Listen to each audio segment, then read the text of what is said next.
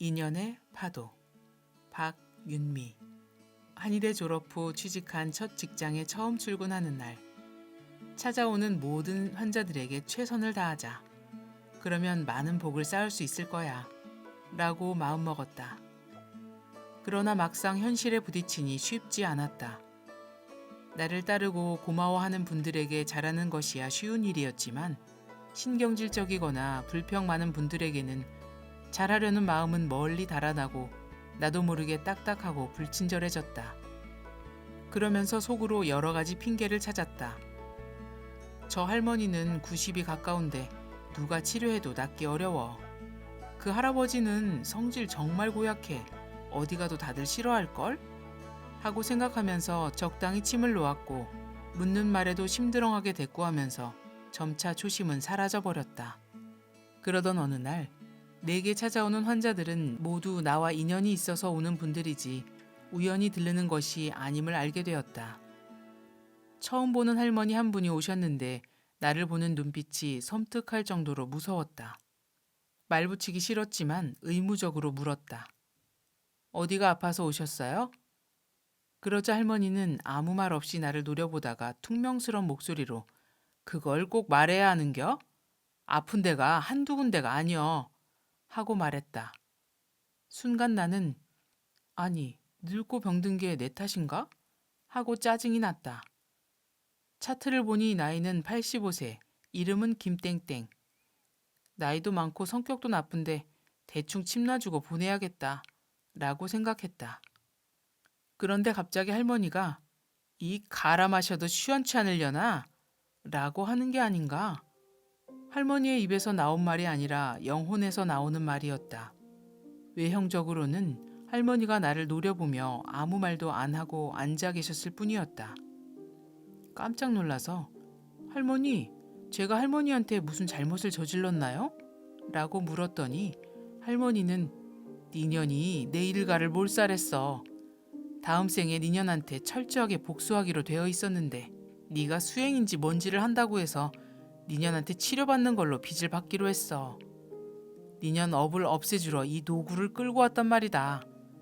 하지만 이렇게 해서 인과를 없애버리기에는 너무 억울해. 라고 원통해 하셨다.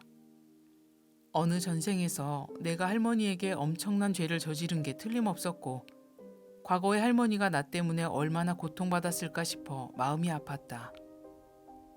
사죄하는 마음이 되어 할머니, 온몸이 다 아프신 건 알지만 한 군데씩 차례차례 치료를 해야 하지 않겠어요? 어디가 제일 아프세요? 라고 상냥하게 물었다. 그제야 할머니는 다리가 너무 저려 라고 하셨고, 나는 정성을 다해 침을 놓아드렸다. 침을 놓는 동안에도 할머니 영혼에서는 한 맺힌 원망의 소리가 계속 들려왔다. 할머니 영혼의 절규와 노쇠한 뒷모습이 종일 가슴에 남아 있었다. 그 이튿날에도 할머니는 오셔서 계속 내게 못마땅한 얼굴로 쏘아붙였지만 개의치 않고 열심히 치료를 해드렸다. 할머니의 영혼은 여전히 어이구 이년아, 너 때문에 내 가슴에 못이 박힌 걸 생각하면 어떻게 이런 식으로 갚을 수가 있어? 라고 절규하셨고, 나는 참회하는 마음으로 정성껏 돌봐드렸다. 이후 2, 3일 간격으로 침을 맞으러 오셨고, 나는 항상 정성을 다해 치료했지만 할머니는 좀처럼 마음을 열지 않으셨다. 늘 싸늘한 표정으로 언성을 높이기 일쑤였다. 되도록 나한테 화를 많이 내서 할머니 마음이 풀릴 수 있으면 좋겠다는 마음이어서 할머니가 화를 낼수록 기쁜 마음으로 상냥하게 대해드릴 수가 있었다. 시간이 흐르면서 할머니의 얼굴에 순간적이나마 희미한 미소가 보였다. 한 달쯤 후에 할머니에게 침을 놓고 있는데 할머니의 영혼이 이젠 마음이 많이 풀렸어. 처음엔 이런 식으로 빚을 받을 수 없다고 생각했었는데 네가 이렇게 진심으로 대해주니까 내 마음이 녹았다 라고 말하였다. 할머니, 정말 미안해요. 그리고 이렇게 와주셔서 고마워요.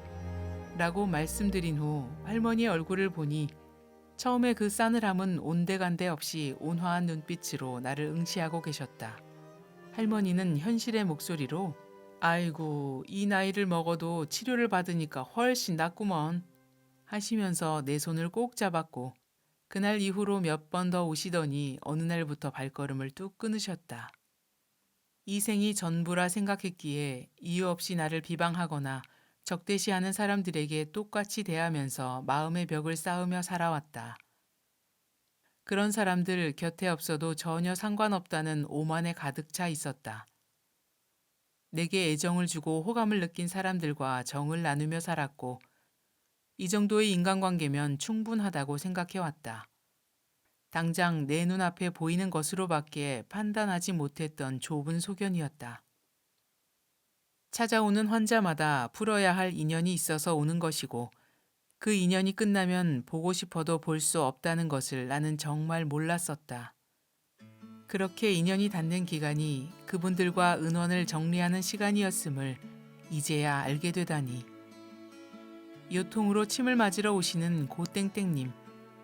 늘 환한 표정으로 선생님한테 침을 맞으면 거뜬하다니깐요.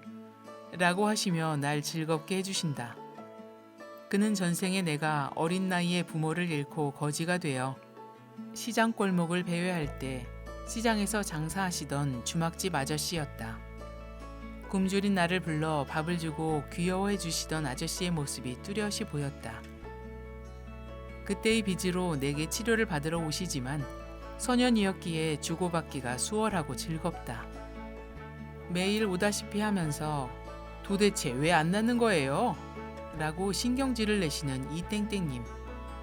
학자였던 전생에 우리 집 머슴이었는데 내가 세경을 제대로 주지 않고 부려먹었다고 했다. 그때의 빚을 받으려고 치료받으러 오신 건데 그때 내가 마음에 상처를 주었기 때문에 이번에 갚으면서 나 역시 상처를 받을 수밖에 없다. 중풍 후유증으로 침 맞으러 오시는 윤땡땡님. 내 덕분에 많이 호전됐다며 길거리표 액세서리를 사다 주시는 등 뜻밖의 호의로 나를 즐겁게 해주시는 분이다. 그는 수녀였던 전생에 너무 꼿꼿하고 오만했던 성격으로 따돌림 당하던 나를 도와주었던 쿤트 신부님이셨다. 그때도 호방한 성격으로 동료나 신도들 모두에게 인기가 높았었는데 고집세고 자존심 강한 나를 포용해 주셨던 고마운 분이시다. 그 인연으로 내게 오셔서 치료를 받게 되었고 신부님 영혼에 흐르는 따스함은 여전히 내게 기쁨을 안겨주신다. 작은 이치를 알게 되자 환자들의 말투나 표정에 마음이 흔들려 내 할 도리를 못하는 일이 점차 줄어들었다. 환자를 미운 사람, 고운 사람으로 나누어 분별하던 타성도 사라지고 점차 마음도 고요해졌다.